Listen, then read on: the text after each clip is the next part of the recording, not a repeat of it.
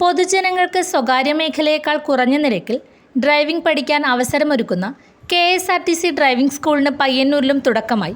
ഇന്നുച്ചയ്ക്ക് 2-ന് TI Madhusoodanan MLA ഉദ്ഘാടനം ചെയ്തു. നഗരസഭാ ചെയർപേഴ്സൺ KV ലളിത അധ്യക്ഷയായി.